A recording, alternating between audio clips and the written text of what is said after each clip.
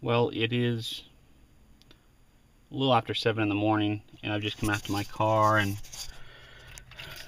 done the fun thing of putting the key in the lock, turning it, and nothing's happening. I have no power whatsoever. So one of the great things about actually coming back to a town where, you know, my family lives is that I can sponge off them. So my father's actually on the way over here, and hoping he can just give me a ride to work, and I'm hoping it's just the battery. So anyway, later. Okay, it's about 6 o'clock at night, and my father actually helped me out this afternoon. Went and bought a new, did you know that Priuses actually have batteries? They're called starter batteries. Now they're smaller than an actual car battery, and mine was dead. Now even though they're smaller, they're actually a lot more expensive than a regular car battery, which is just not right.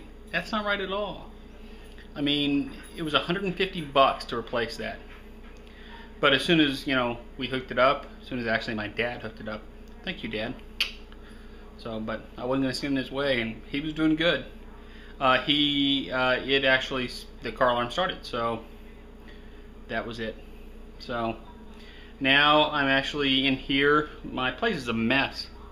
Probably the worst it's been in a long, long time. Watching the original Jeepers Creepers on Sci-Fi, and since that's on, and I heard a song by Susie and the Banshees, you know, the Jeepers Creepers song, I'm actually going to work on the Monte Vista episode of Dark Haunts on YouTube, because that, you know, she actually stayed in one of the rooms there. She actually stayed in the meat room, which is very interesting. There's a guy who used to live there actually apparently hung meat from the ceiling, and now he haunts that room because, well, he was just a weird boy. Really weird boy. Anyway, but I'm gonna go work on that, and then hopefully work on some of the database for the Dark Haunts app. If you haven't bought that, why not? But and just keep going through that, because it's gonna be forever before I get that thing finished. And then I thought about expanding internationally, but I don't even know if I'll get through the, you know, United States before October like I wanted to. I mean, there's just so much. If y'all would stop seeing ghosts out there every friggin' place. No, I'm just kidding. There's just tons of places. So anyway, hope everybody's doing great. Y'all have a good day. Okay, I wanted to add something really quick before I go, because tomorrow we're actually going to start my favorite game in the morning, which I haven't actually introduced y'all to, because, you know, Six Flags, let's adjust, is right there, and all these cars in here, and every morning I get to play, you know, how many cars got stalled at Six Flags. I mean, because they are out in the Texas heat, and I imagine that not all of them start all the time. So, but we'll start tomorrow. You know, I keep saying one last thing, but really, one last thing. I talked to a bunch of people after, you know, staying in Jerome and seeing, you know, being haunted by the ghost of Mr. Bubble. Talked to some people at work, and one gentleman, thank you, Dan, came up with the idea that there actually is a product out there that allows you to blow bubbles that become kind of semi-permanent. And so I actually found them online on Amazon. They're called Touch-A-Bubbles. I ordered some, and they showed up today. And this is it, the original Touch-A-Bubbles.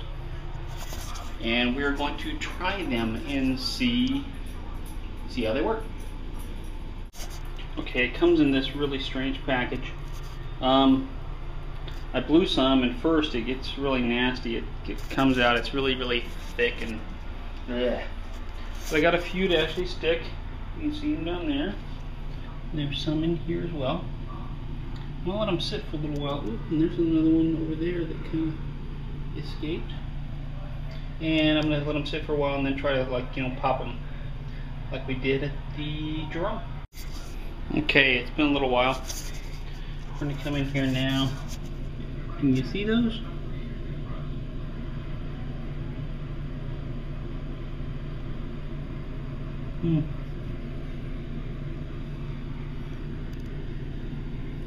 Very similar in appearance.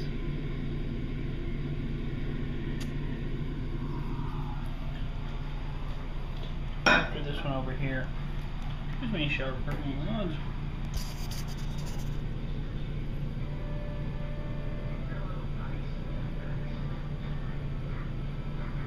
See, look at that residue that it left. Oh. I really think that might be the exact same thing. There's another little boy. Go bubble.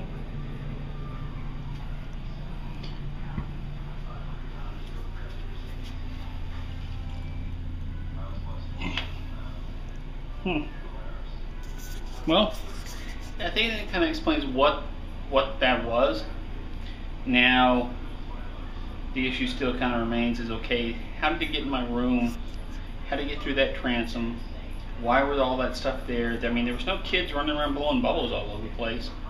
So, kind of leaves it to the imagination of what it is, and like I said, I don't know what it is. But they sure did send me a lot. It's only like $5, and they sent me quite a bit of the stuff. So, I don't know. Hey, people at Jerome, if you have like kids running around, blowing bubbles, if you have your own kids, they're going everywhere. It's the only thing I can think of. You all having a great day.